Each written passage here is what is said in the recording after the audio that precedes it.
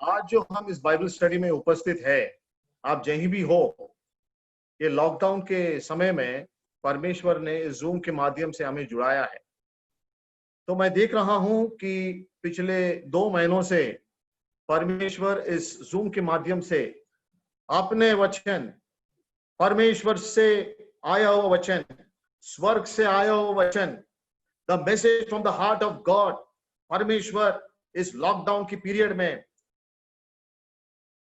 अपने वचन को उपलब्ध कर रहा है।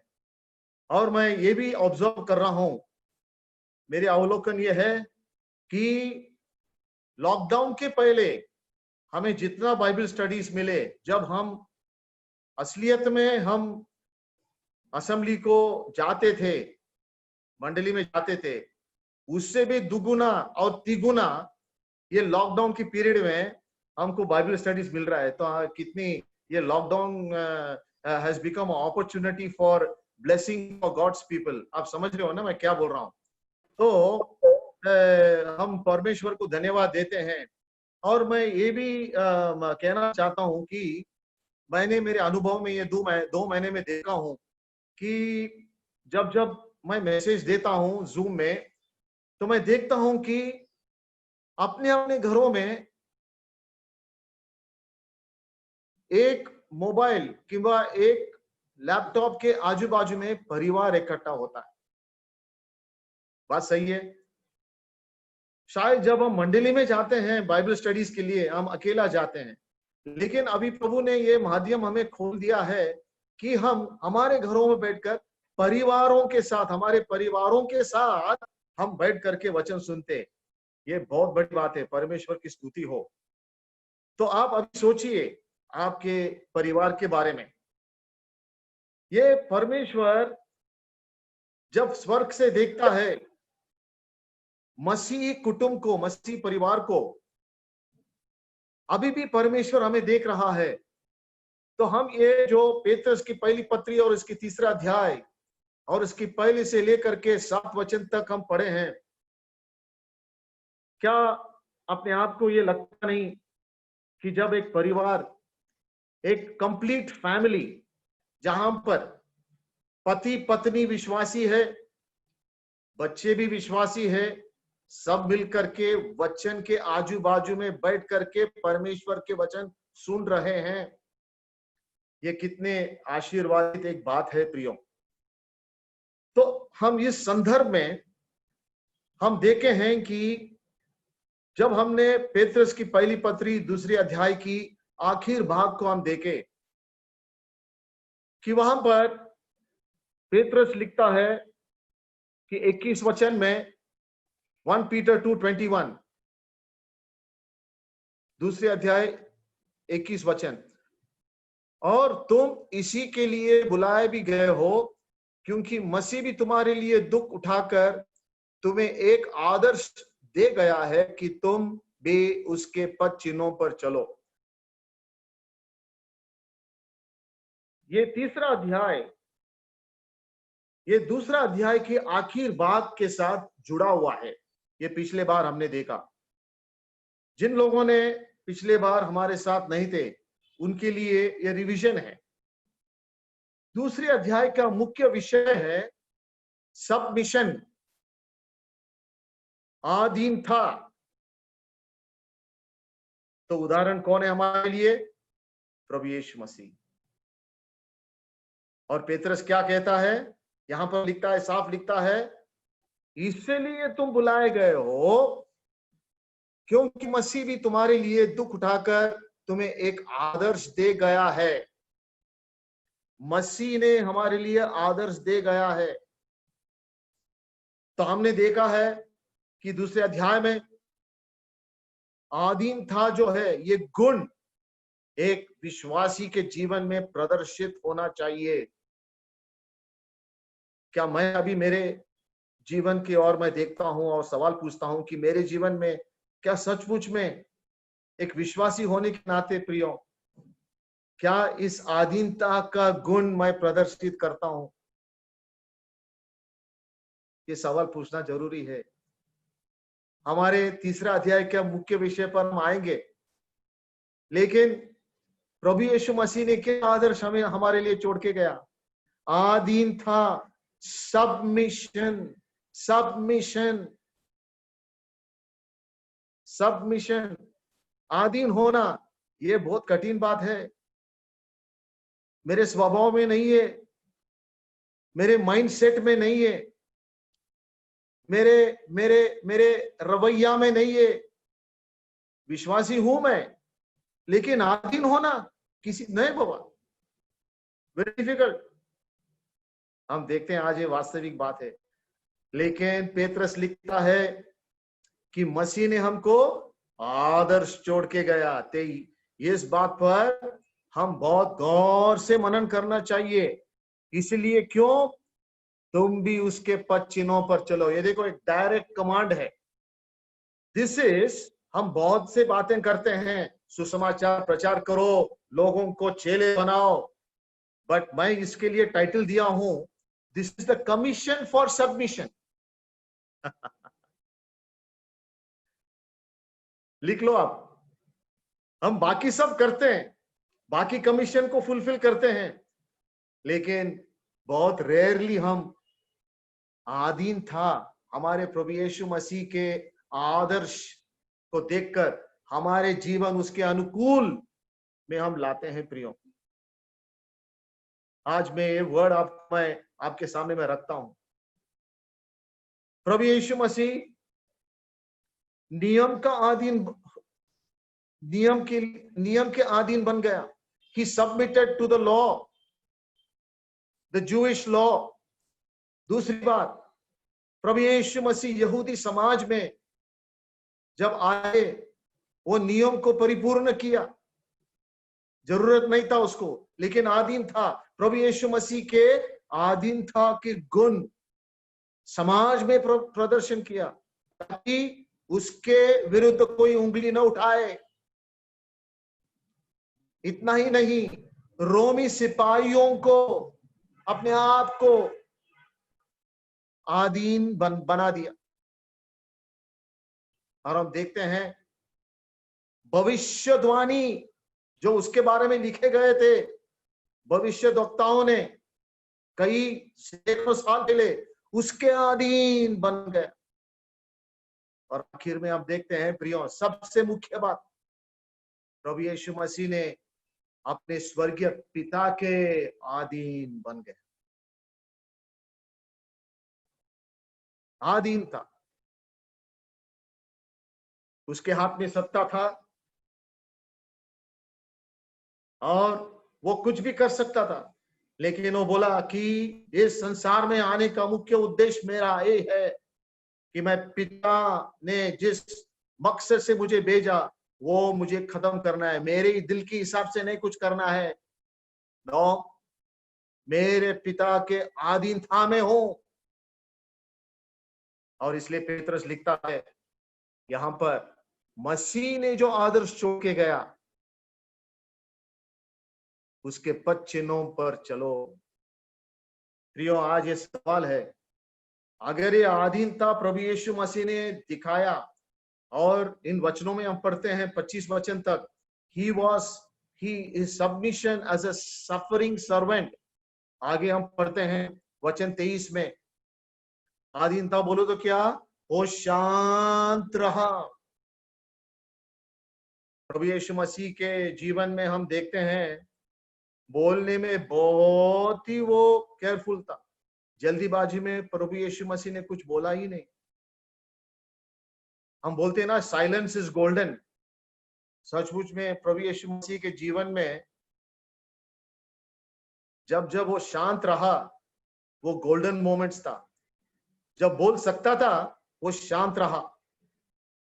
हम तो जब जरूरत नहीं है तब बोल देते हैं, तो आधीनता का गुण किधर है? और जब बोलने का समय आता हम बोलते नहीं। हम देखते हैं उसके सबमिशन में, उसके आधीनता में शांतता, silence in his submission.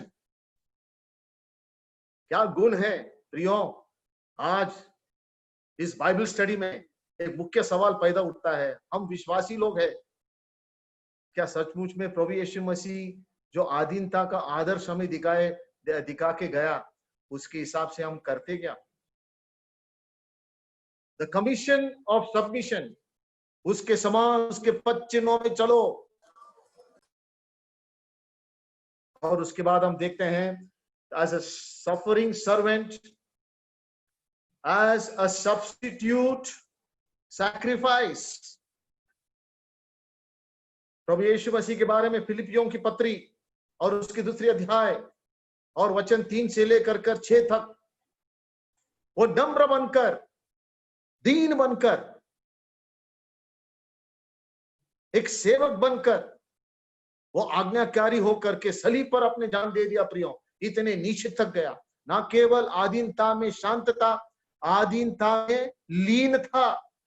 Humility इन सब, silence in submission, humility in submission and obedience in submission. ये 3 गुणों को एक विश्वासी के जीवन में पाए जाना ये जरूरी है। मैं तो ये बोल सकता हूं, वो टीचिंग दे सकता हूं, क्या ये मैं प्रैक्टिकली में हर दिन में लाता हूं क्या? नहीं। एक चुटके से मैं नाराज हो जाता हूं और कुछ गलत बात मेरे मुख से निकल जाती है। आधीनता मेरे स्वभाव में नहीं है, तो इसलिए मैं प्रभु यीशु मसीह के आदर्श को लेकर उसके पद चिन्हों में चलना ये जरूरी है। Silence in submission, humility in submission, obedience in submission. His sacrifice on the cross was a submission. He submitted himself willingly. और हम आखिरी बात को देखते हैं 25 वचन में। वो ना केवल अभी सलीब पर है, ना केवल हमारे आदर्श बन गया उसके जीवन में, वो आदर्श बन गया उसकी मृत्यु में, पिछले अध्याय में। और 25 वचन में हम पढ़ते हैं, तुम पहले भटकी हुई भेड़ों के समान थे, पर अब अपने प्राणों के रखवाला और अध्यक्ष के पास लौट आए हो। यह सच है प्रियो। अब प्रभु यीशु मसीह स्वर्ग में पिता के दाहिने हाथ में है, हमारा रखवाला है, हमारा महायाजक है। तो पेत्रस हमारा नजर ऊपर लेके जाता है। वो कहता है, पेत्रस कहता है, अभी ऊपर देखो, तुम्हारा रखवाला ऊपर है, हम उसके पास लौट के आए हैं। वो हमारा रक्षण करने वाला है, हमारे रखवाला है अभी भी। और जिन्होंने अब तक प्रभु यीशु मसीह को स्वीकार नहीं किया है, वो भटके हुए भेड़ है। और प्रभु यीशु मसीह उनको बुलाता है, ये भटके हुए भेड़, तुम मेरे पास आओ, मैं तुम्हारा रखवाला हूं। मैं मेरे प्राण को तुम्हारे लिए दिया हूं सलीब पर, तुम्हारे पापों को मेरे ऊपर ले लिया, तुम्हारा सजा मेरे ऊपर ले लिया, तुम्हारा दंड मेरे ऊपर ले लिया। अब मैं तुम्हारा रखवाला हूं, मेरे पास आओ। क्या यदि कोई इस संदेश को सुन रहे हैं, यदि कोई अभी तक प्रभु यीशु मसीह को स्वीकार नहीं किया, आइए उसके पास। जिसने अपने जान दे दिया उस सलीब पर, अब वो उठ गया है, जिंदा है, मृत्यु में से उठ गया है, अभी पिता के पास है, वहां से आपको बुला रहा है। प्रभु यीशु मसीह को आप स्वीकार करके, अपने उद्धारकर्ता और अपने प्रभु करके स्वीकार करके, उसके आप भेड़ बन सकते हैं। अब नहीं तुम भटकते हुए भेड़, अभी तुम प्रभु यीशु मसीह उस चरवाहा, उसके भेड़ बन सकते हैं। अभी उसके संतान बन सकते हैं। ना केवल आपको उद्धार, बल्कि अनंत काल का जीवन प्राप्त होगा। तुम्हारे पापों का क्षमा करने वाला वो रखवाला प्रभु यीशु मसीह, उसका नाम है प्रियो। प्रभु की स्तुति हो। तो इस आधीनता के विषय को लेकर के वो आगे बढ़ रहा है। न केवल आधीनता, लेकिन हमारे कुटुंब में, हमारे परिवारों में। इसलिए हम पढ़े हैं 3रा अध्याय, हम पढ़ेंगे 1 वचन और पढ़ेंगे 7 वचन। इसलिए उसके समान तुम भी पत्नियों अपने पति की अधीन रहो। और आइए 7 वचन में, वैसे ही पतियों तुम भी बुद्धिमान से अपने पत्नियों के साथ जीवन निर्वाह करो,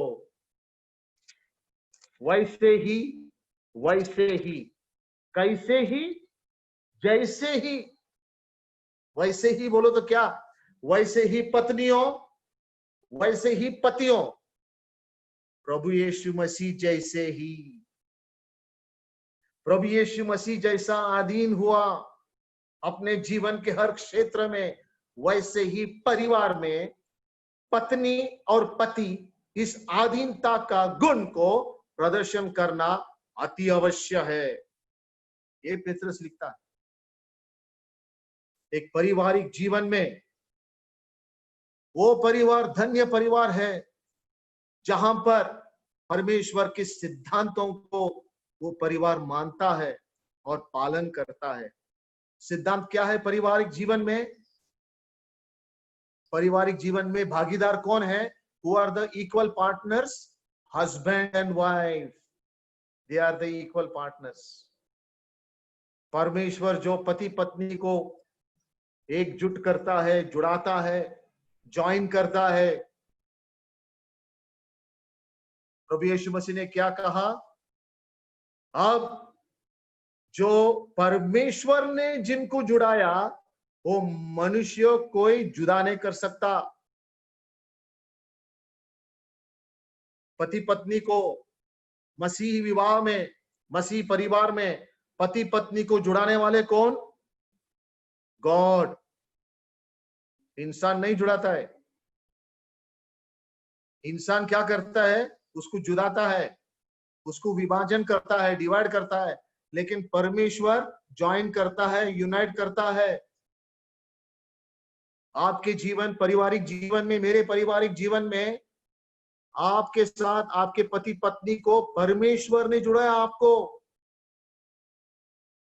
और हमारे जीवन एक दूसरे के साथ आधीनता में रहना जरूरी है करके पेत्रस यहां पर लिखता है। प्रियो, ये स्टार्टिंग पॉइंट है।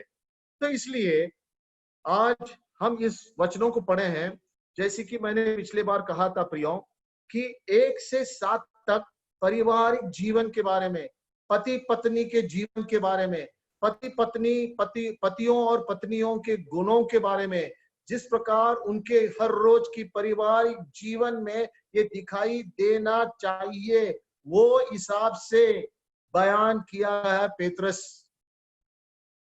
और हमने देखा कि 1 से 6 तक पत्नियों को पेत्रस लिखता है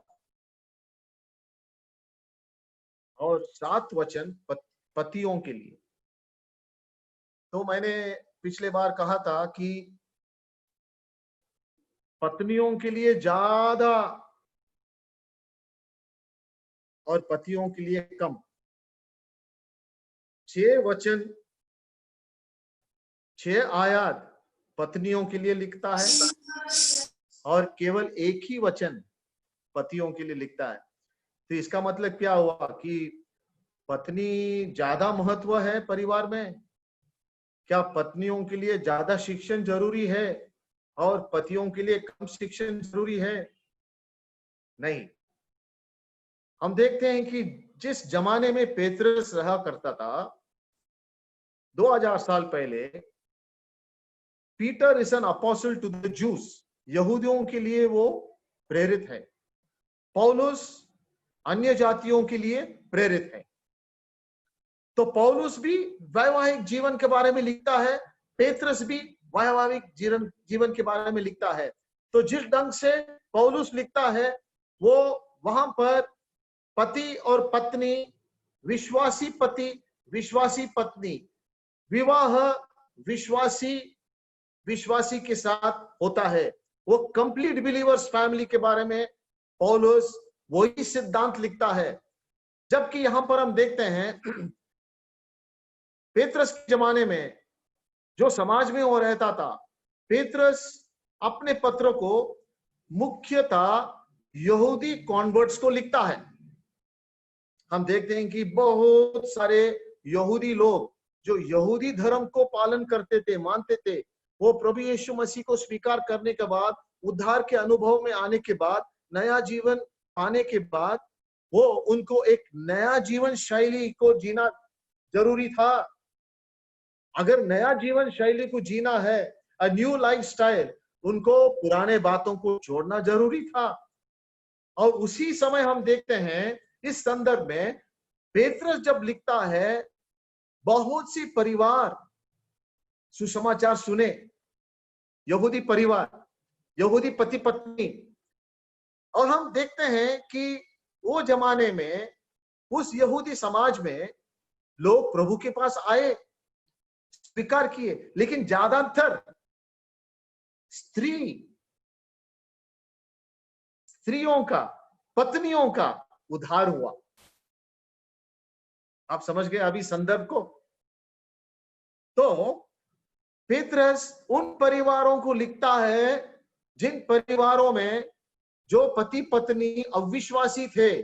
जब उनका शादी हुई, जब उनकी शादी हुई, वो अविश्वासी थे, लेकिन पेत्रस के सुसमाचार को सुने, और पति पत्नियों में से पति ने स्वीकार नहीं किया, पत्नियों ने स्वीकार कर लिया प्रभु यीशु मसीह को। और अनेक स्त्री जो सुसमाचार को सुने, वो प्रभु यीशु मसीह को स्वीकार किए। तो यहां पर लिखता है कि जो स्त्री, जिन स्त्रियों ने प्रभु यीशु मसीह को स्वीकार किए, उनकी जिम्मेदारियां क्या क्या है। अब देखते हैं, हे पत्नियों, पहली वचन, तुम भी अपने पति के अधीन रहो। पेत्रस साफ लिखता है, जैसे प्रभु यीशु मसीह के अधीनता के स्वभाव गुण प्रदर्शित हुआ, उनके पद चिन्हों में तुमको चलना जरूरी है। तो तुम्हारे वैवाहिक जीवन में पत्नियों को लिखता है, तुम भी अधीन रहो, तुम्हारे पति के अधीन रहो, इसलिए कि यदि इनमें से कोई ऐसे हो जो वचन का न मानते हो, तो भी तुम्हारे भय सहित पवित्र चाल चलन को देखकर बिना वचन के अपनी अपनी पत्नी के चाल चलन के द्वारा मसीह के ओर खींच जाए। ये संदर्भ क्या है? अभी मैं जानता हूं कि इस संदेश को सुनने वाले जो ऑडियंस है, उनमें से अलग अलग कैटेगरीज है। सबसे पहला कैटेगरी है यंग पीपल, यूथ, नौजवान, युवक, यंग बॉयज एंड गर्ल्स। जो अभी अपने अपने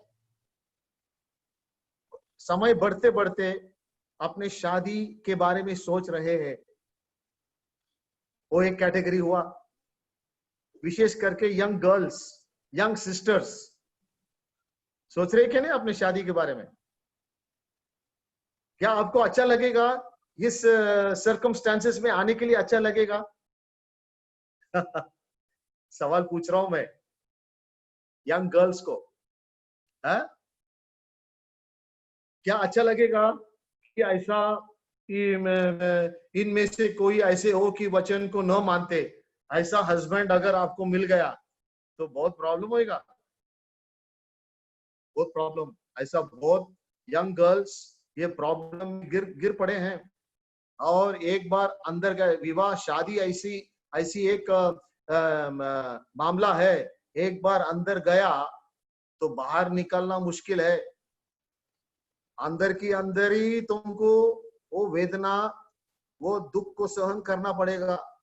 तो अभी सोचना जरूरी है, अभी प्रार्थना करना जरूरी है। ये मैं यूथ कैंप्स में या यंग पीपल्स को यूथ मीटिंग्स में मैं कहता हूँ, ऐसा सिचुएशन न आवे, इसके लिए तुम खबरदार रहना और प्रार्थना करना कि प्रभु ऐसा न हो कि मेरे फैमिली ऐसा बन जाए, जैसे कि यहाँ पर पेत्रस लिखता है कि मेरे पति विश्वासी नहीं है और मैं विश्वासी हूं। अरे प्रभु का योजना नहीं है। और एक कैटेगरी है, अभी हमारे असेंबलीज में भी ऐसी कैटेगरीज बहुत है, और हम देखते हैं कि जैसे हम सुसमाचार प्रकट करते हैं, कॉटेज मीटिंग के माध्यम से कुछ परिवार अपने दरवाजा खोलते हैं जो अविश्वासी है, और उन परिवारों में से पत्नियां प्रभु को स्वीकार करते हैं।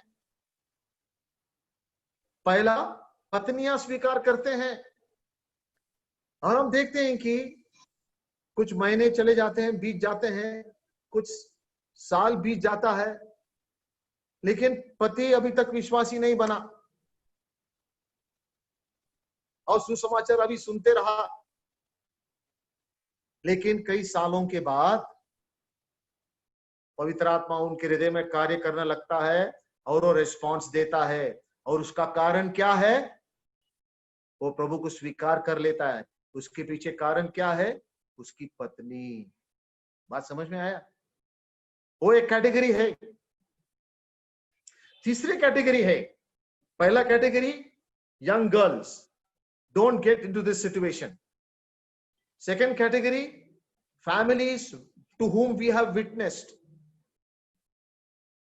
they are unbelievers, husband and wife, लेकिन गॉस्पेल सुनने के बाद वाइफ जो है वो प्रभु यीशु मसीह को स्वीकार करती है और वो उद्धार पाती है, और हस्बैंड बाद में प्रभु के पास आता है। ऐसा संदर्भों को बहुत मैं देख लिया हूं मेरे सेवकाई के काल में, कि पत्नियां प्रभु को स्वीकार करते हैं और कई सालों के बाद उनके पति प्रभु के पास आता है। सच बात है। तीसरी कैटेगरी क्या है? ऐसा सिचुएशन है कि एक लड़की जो विश्वासी है, जो मंडली के फेलोशिप में है, जो उनको शादी करना है, मंडली भी प्रार्थना करते हैं उसके लिए, जो हर यंग बॉयज एंड गर्ल्स के लिए हमेशा प्रार्थना करते हैं कि प्रभु उनको एक अच्छा जीवन साथी देवे। लेकिन जल्दीबाजी में लड़की जो विश्वासी है वो निर्णय ले लेती है, अपने लड़का को पसंद करके, एक लड़का को पसंद करके, चाहे वो अविश्वासी हो, वो शादी कर लेती है और इस प्रकार के मुसीबत में आ पड़ती है। तो उसके बारे में क्या? बिलीवर तो है लेकिन अनबिलीवर से शादी कर दिया, क्या अभी उसको चांस है? लेकिन ऐसा होना नहीं चाहिए। क्यों? दूसरी कुरिन्थियों की पत्री और उसके 6वां अध्याय में लिखा है साफ साफ। इसमें जाने से पहले उस वचन को हम पढ़ के हम आगे बढ़ेंगे, क्योंकि सबसे मूलभूत तत्व क्रिश्चियन प्रिंसिपल इन मैरिज,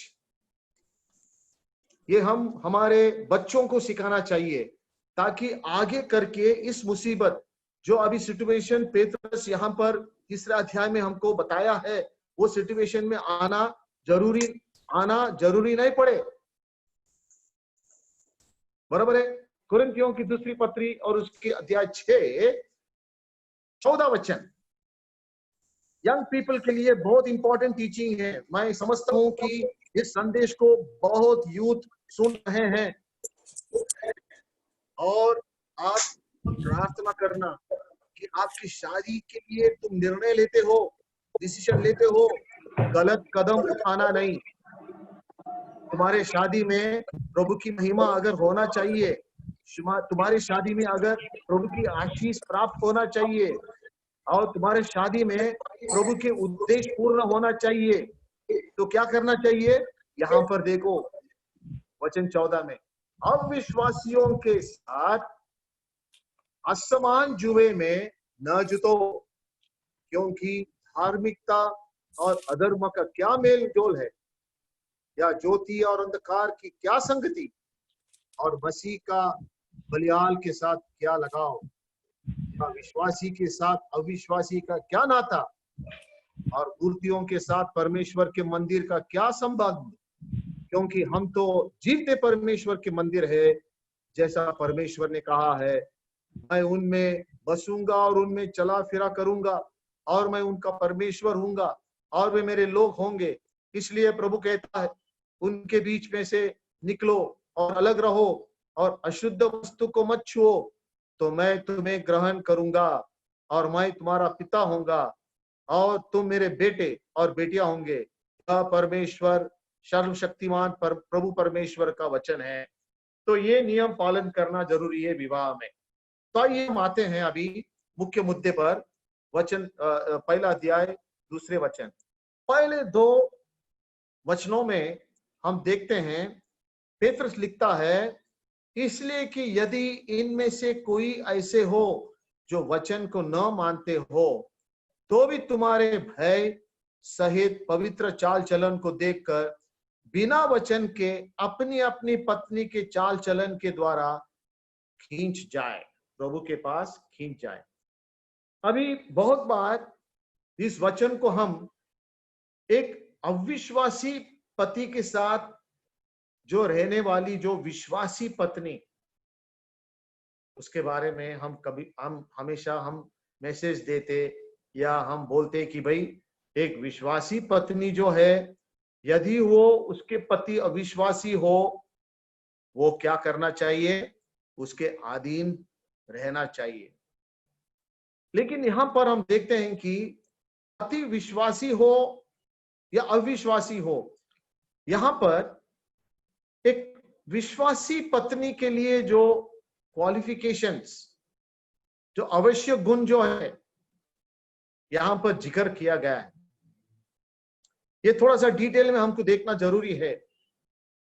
तो प्रियो, चार मुद्दों को हम देखते हैं, चार मुद्दों को देखते हैं यहां पर एक पत्नी के बारे में, एक विश्वासी पत्नी का गुण। सबसे पहला ये सोचना चाहिए कि एक विश्वासी स्त्री एक मसीह परिवार में वो एक मुख्य भूमिका निभा रही है। She is fulfilling a very important spiritual responsibility in a Christian family. तो मेरे बहनों को मैं ये कहना चाहता हूं, सिस्टर्स, परमेश्वर आपको एक बहुत बड़ी जिम्मेदारी दिया है as a important member of a Christian family. A believing sister,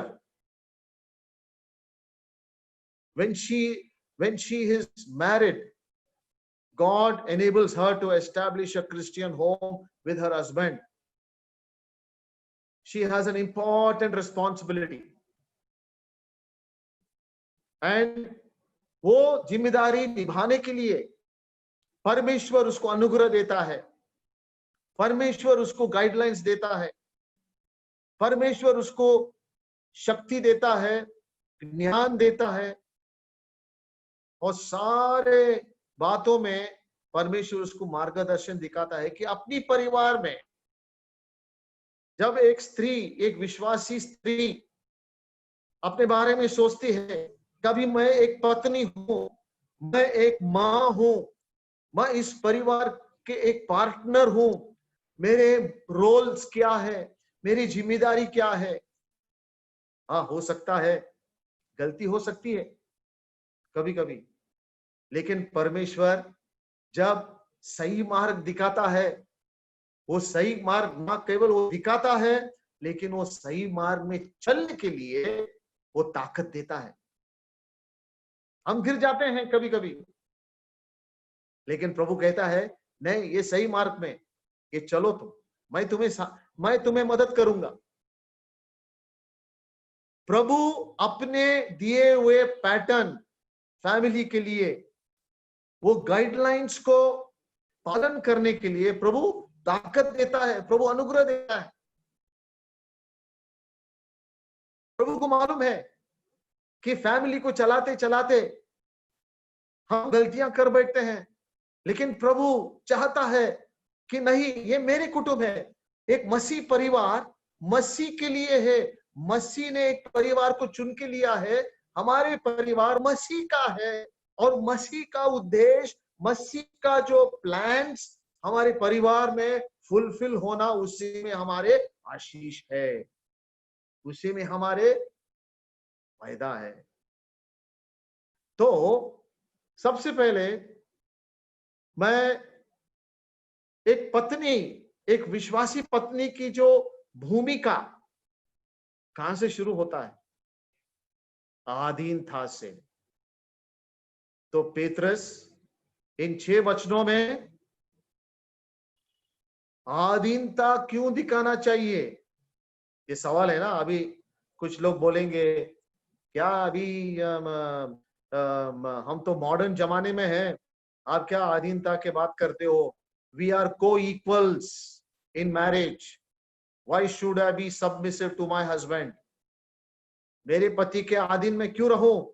मेरा भी स्पेस है। बहुत से यंग सिस्टर्स को काउंसलिंग करते हुए ये बातचीत में मुझे मालूम हो जाता है कि a young girl before marriage, she wants to know whether she can have her space. उसको मालूम होना चाहिए कि जिस लड़के से मैं शादी करने वाली हूं वो मुझे इंडिपेंडेंस देगा, मुझे स्पेस देगा मेरे मनमाने करने के लिए। कुछ ऐसे एरियाज है जिधर मैं इंटरफेरेंस नहीं चाहती हूं। I want to tell those young sisters, if you want your marriage to be blessed by God, you must be prepared to enter into marriage. However you are qualified, however you are talented, however you are skilled, God's plan for you and role for you and place for you in the family is one of submission.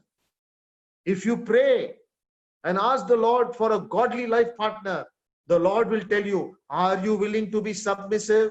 I will provide for you a godly life partner. Praise the Lord.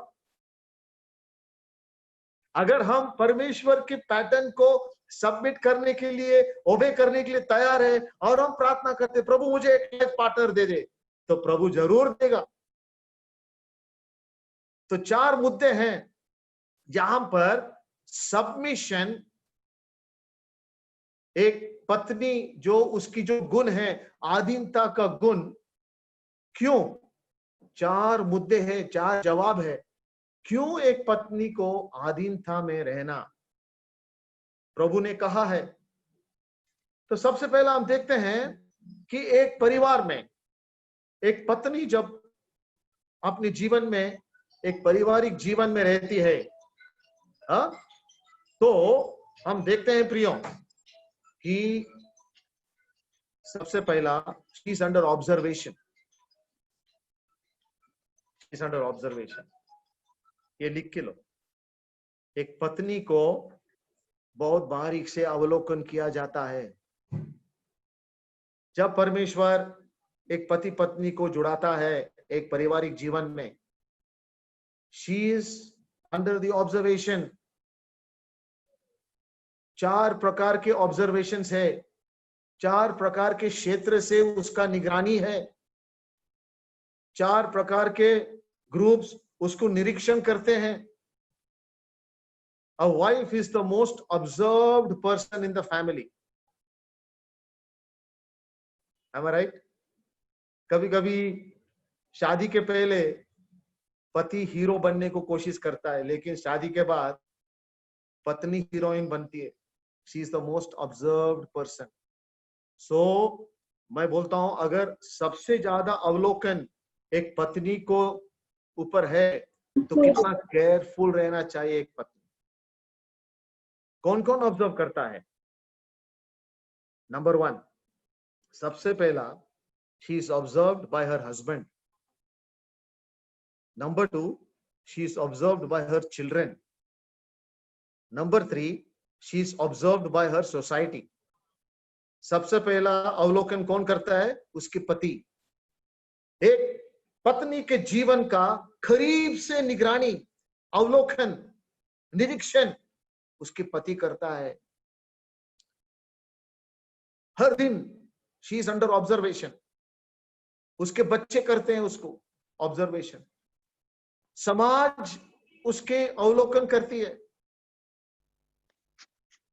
कलीसिया मंडली उसके अवलोकन करती है। और सबसे मुख्य बोलो तो परमेश्वर एक पत्नी, विश्वासी पत्नी का अवलोकन करता है। a wife is under observation. क्या अवलोकन करते हैं? उसकी मसीह गुणों को, Christ like quality, spiritual qualities, उसमें से सबसे पहला क्वालिटी प्रदर्शित होता है आधीनता। अगर ऑब्जर्वेशन में पास होना है तो कौन सा क्वालिटी एक मसीह पत्नी, एक क्रिश्चियन वाइफ में दिखाई देना चाहिए? सबमिशन। सबसे गोल्डन क्वालिटी है सबमिशन। ये वचन में लिखा है, ये वचन में लिखा है। तो हम देखेंगे कौन सा वचन में सबमिशन। सबसे पहला उत्पत्ति 3 और 16, आप लिख के लो। जेनेसिस 3:16, परमेश्वर not only at the time of creation but also at the time of fall, ना केवल रचना में, लेकिन जब दोनों की, आदम और हवा की गिरावट हुआ, तब भी हम देखते हैं परमेश्वर उनको, स्त्री को, पत्नी को आधीनता का स्थान दिया है। ये आधीनता बोलो तो ऐसा नहीं कि हस्बैंड बॉस है, नहीं है। आधीनता उसके रूप में, प्रतिमा में, उसके भावना में, उसके मानसिकता में, सब में ये आधीनता रचाया गया है।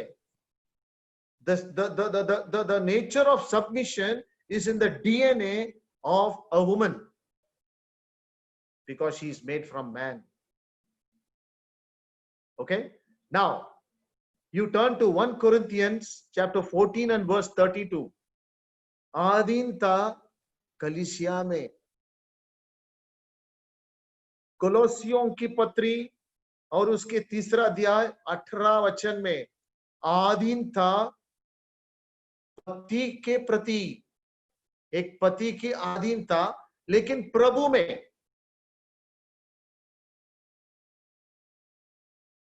तीतुस की 2रा अध्याय और 5 वचन, आधीनता परिवार में।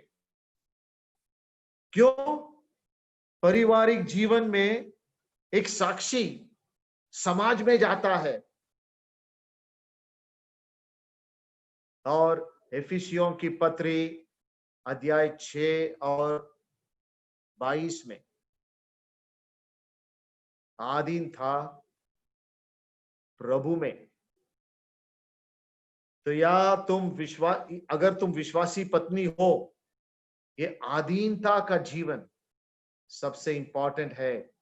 तो दूसरी बात हम देखते हैं कि she is not only under observation, her submission is under observation. So a wife should be very careful to project this character of submission. Submission in humility, submission in silence, submission in obedience. Like who? किसके समान?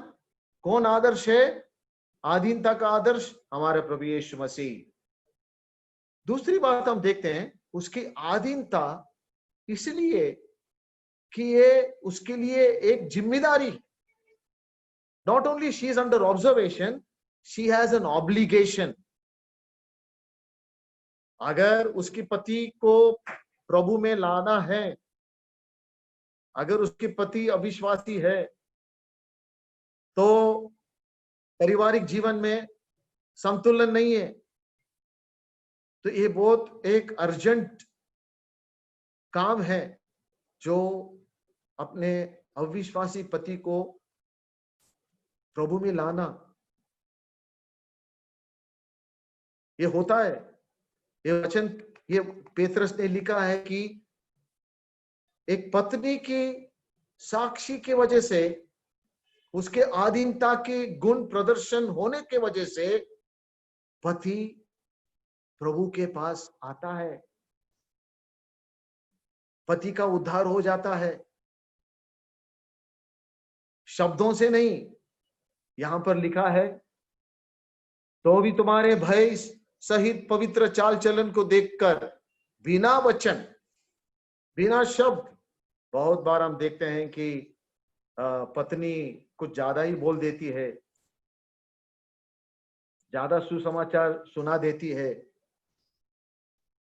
कभी कभी messages जो है tape में हो, radio में हो या सीडी में हो, जरा वॉल्यूम बढ़ा देती है। क्यों? पति सुनना मांगते सुसमाचार। अभी डेली उनको सुसमाचार वही तुम टेप वापस वापस बजाते रहोगे तो जो अविश्वासी पति का क्या होगा? उधर होगा। वो क्या करता है, बराबर वो समय बाहर निकल जाता है उसके अविश्वासी दोस्तों के साथ मजा करने को।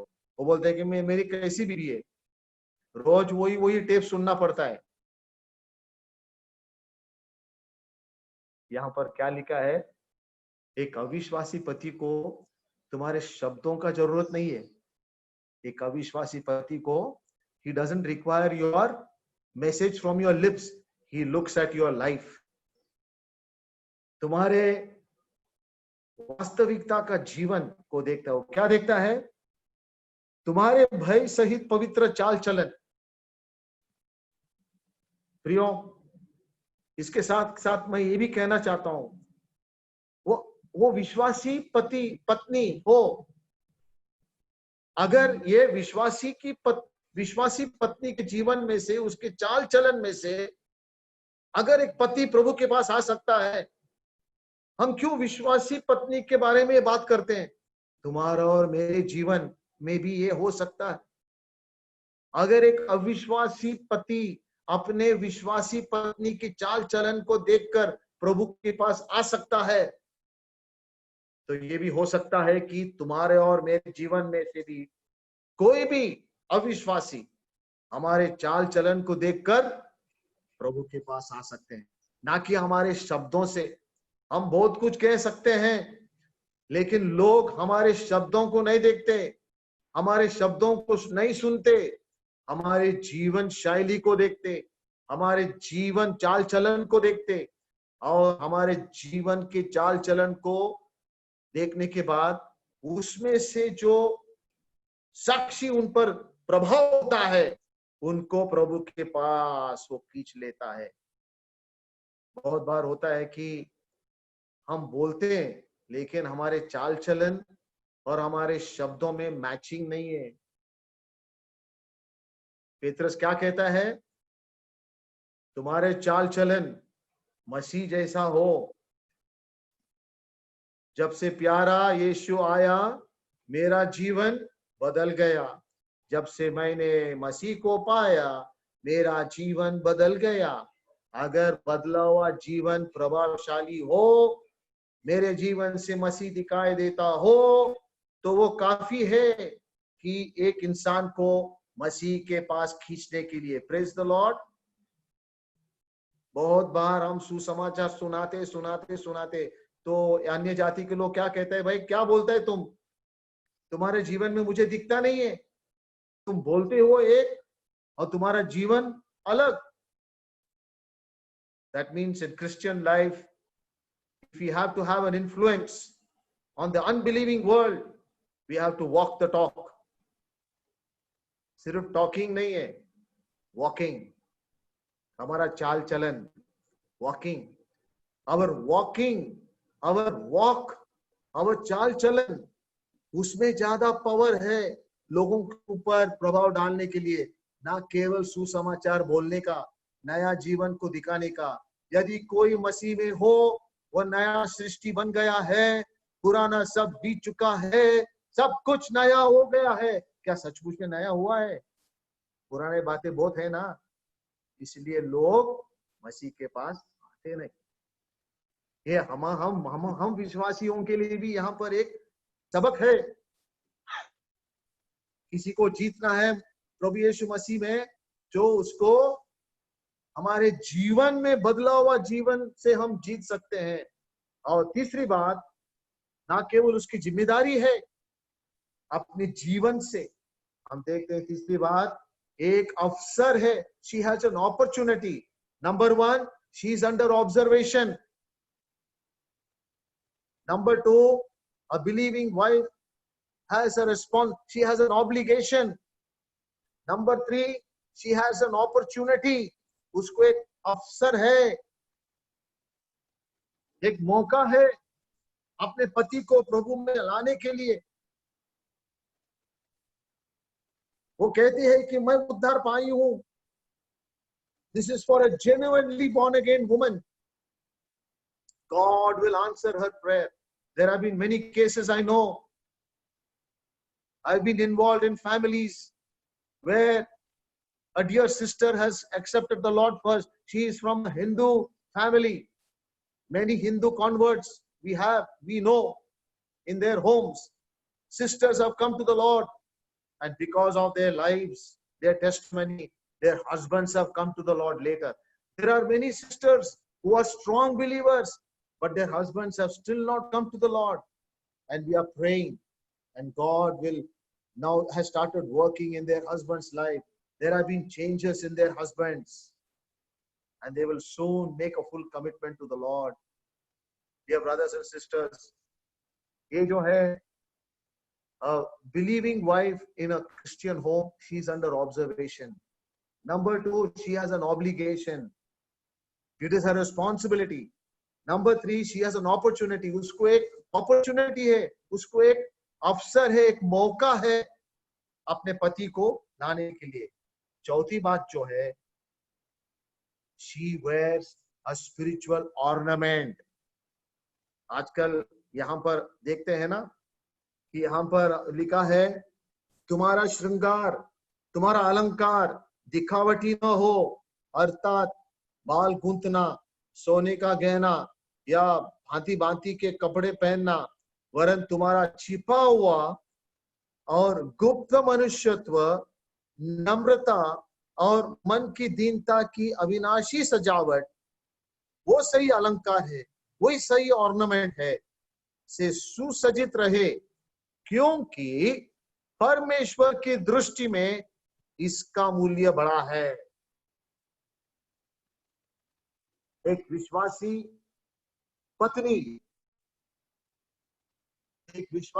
पत्नी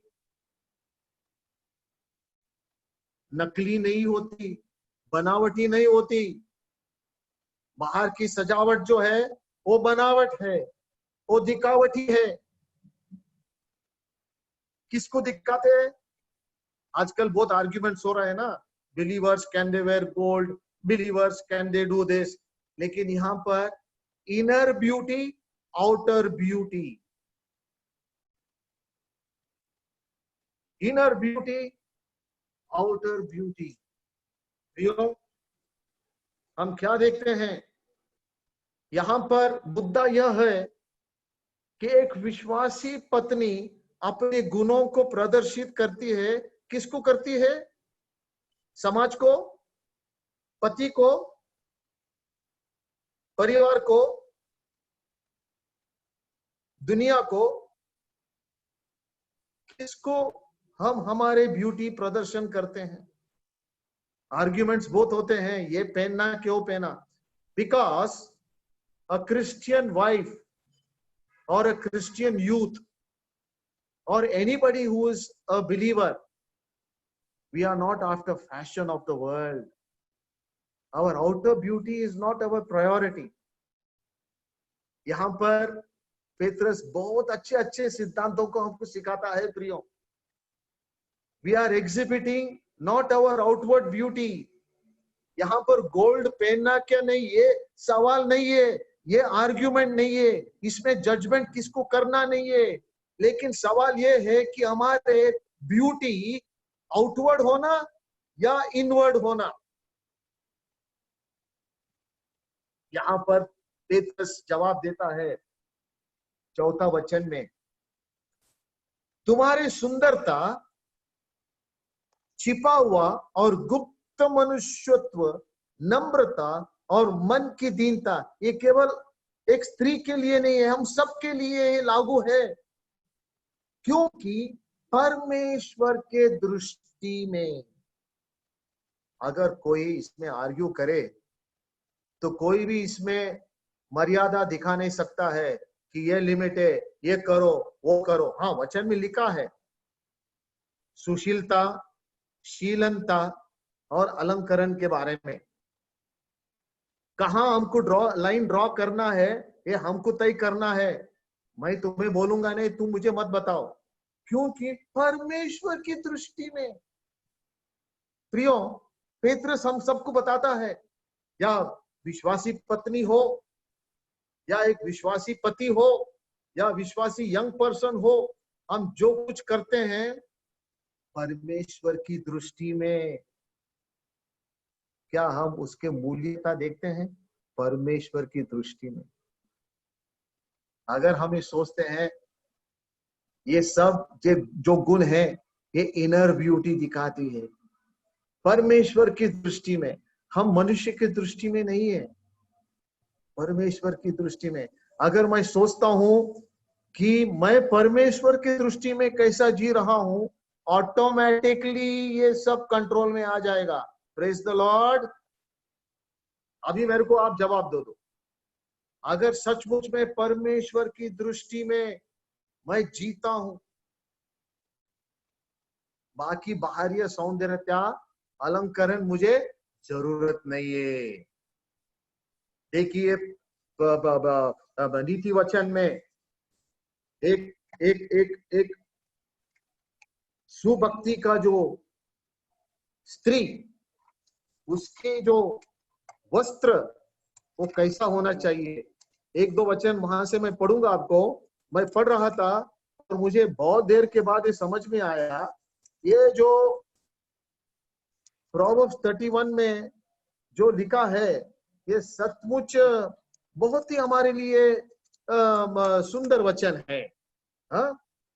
यहाँ पर लिखा है कि वह किसी वचन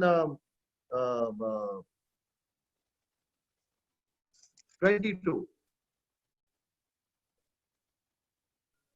सॉरी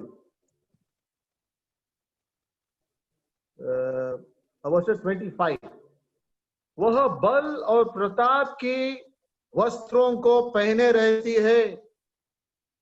वो वस्त्र दूसरों के लिए बनाती है, लेकिन उसका वस्त्र कैसे है? बल और प्रताप का वस्त्र पहनी रहती है और आने वाले काल पर आनंदित रहती है। और हम देखते हैं आगे वचन 27 में, अपने घराने के वचन 28 में, वचन 29 में, बहुत सी स्त्रियों अच्छे अच्छे काम तो किए हैं परंतु तू उन सबों में से श्रेष्ठ है। और 30 वचन में, शोभा तो झूठी और सुंदरता व्यर्थ है, परंतु जो स्त्री यहोवा का भय मानती है उसकी प्रशंसा की जाएगी। शोभा तो झूठी, सुंदरता यानी कि बाहरी सुंदरता व्यर्थ है, परंतु जो स्त्री यहोवा का भय मानती है उसकी प्रशंसा की जाएगी। आइए प्रियो, ये तीसरा अध्याय की जो चौथी वचन में लिखा है, यहाँ पर खुद को संतुष्ट करना, preoccupied with fashion, self promotion and wrong priority of outward beauty, ये जो है ना, ये एक स्त्री में, एक बिलीवर स्त्री में या बिलीवर पत्नी में पाया नहीं जाना चाहिए। क्योंकि लूक 16 और उसके 15 वचन में हम क्या पढ़ते हैं? प्रभु यीशु मसीह क्या कहता है आउटवर्ड ब्यूटी और इनवर्ड ब्यूटी के बारे में? लूक 16 और उसका 15 वचन में पढ़िए। लूक 16 और 15। उसने उनसे कहा, तुम तो मनुष्य के सामने अपने आप को धर्मी ठहराते हो, परंतु परमेश्वर तुम्हारे मन को जानता है, क्योंकि जो वस्तु मनुष्यों की दृष्टि में महान है वो परमेश्वर के निकट घृणित है। मनुष्य की दृष्टि में जो महान है, क्या पत्नी हो, विश्वासी पत्नी हो या विश्वासी पति हो? विश्वासी पत्नी, मैं बिलीवर लेडीज सिस्टर्स को मैं ये एडवाइस दे रहा हूं, क्या मनुष्य के दृष्टि में हमको महान बनना चाहिए? मनुष्य के दृष्टि में हमको अट्रैक्टिव होना चाहिए? क्योंकि ये परमेश्वर के दृष्टि में वो घृणित है। परमेश्वर की दृष्टि में क्या अच्छा है? परमेश्वर की दृष्टि में इसका मूल्य बड़ा है। क्या है बड़ा? छिपा हुआ मनुष्यत्व, अंदर की सुंदरता, इनर ब्यूटी, नम्रता, मन की दीनता, अविनाशी सजावट से सुसज्जित रहे। Very very important for person, believer wife to win her husband. ये ना केवल अंदर की सुंदरता जो है, ये बाहर की सुंदरता और अंदर की सुंदरता, ये ना केवल स्त्रियों के बारे में लिखा है, लेकिन पुरुषों के बारे में भी लिखा है। बाहर की सुंदरता और अंदर की सुंदरता।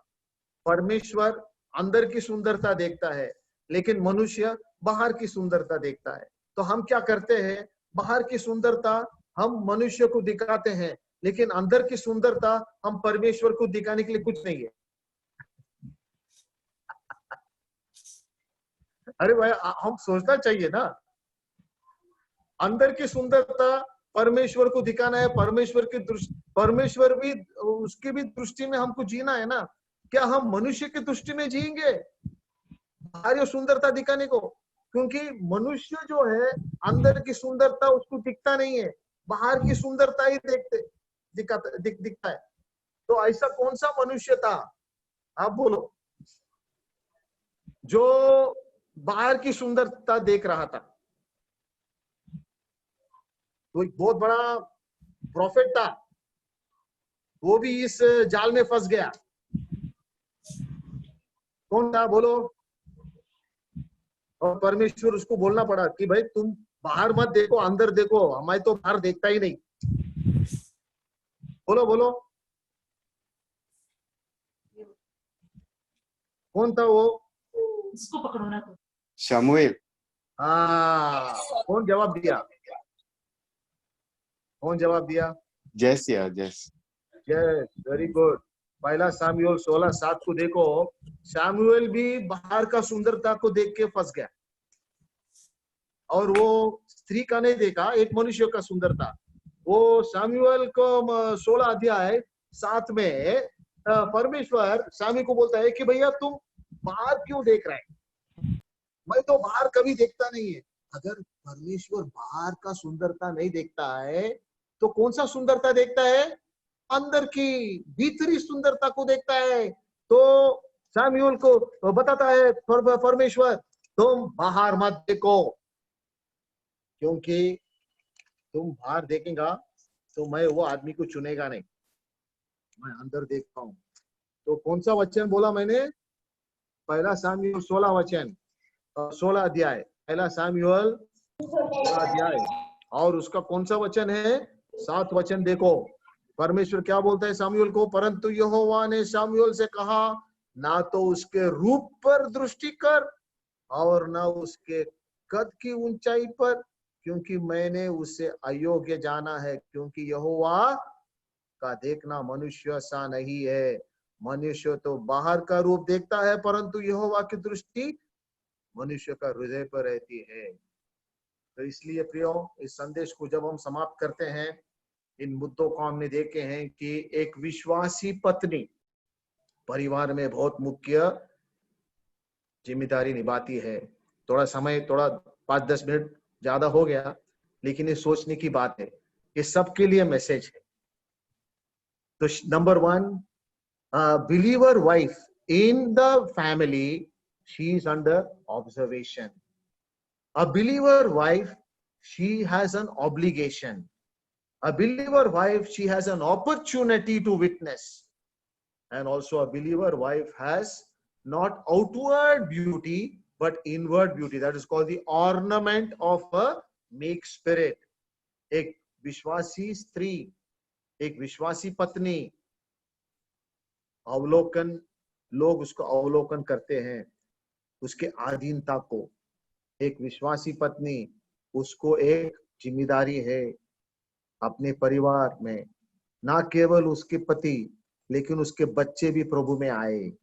एक विश्वासी पत्नी, उसको एक अवसर है अपने जीवन से मसीह को प्रदर्शन करने के लिए साक्षी। और एक विश्वासी पत्नी को बाहरी सुंदरता से ज्यादा, शारीरिक सुंदरता से ज्यादा उसका कौन सा अलंकार है, ऑर्नामेंट कौन सा है उसका? अंदर एक सबमिसिव, मीक, हम्बल स्पिरिट। किसके दृष्टि में? परमेश्वर की दृष्टि में। प्रियो, इस संदेश को मैं समाप्त करता हूं। अगर प्रभु की इच्छा हो तो हम पतियों के जो जिम्मेदारी है वो अगले गुरुवार, अगर अनोख ब्रदर ने अरेंज किया तो अगले गुरुवार को हम देखेंगे। दिए हुए इस वचन के लिए हम परमेश्वर को धन्यवाद देंगे, परमेश्वर की स्तुति करेंगे, उसकी महिमा हो और आप सब पर, आप सबके परिवारों पर परमेश्वर के विपुलता की आशीष की बारिश हो। प्रभु आपको आशीष देवे और प्रभु के नाम की महिमा हो। Thank you so much. प्रभु के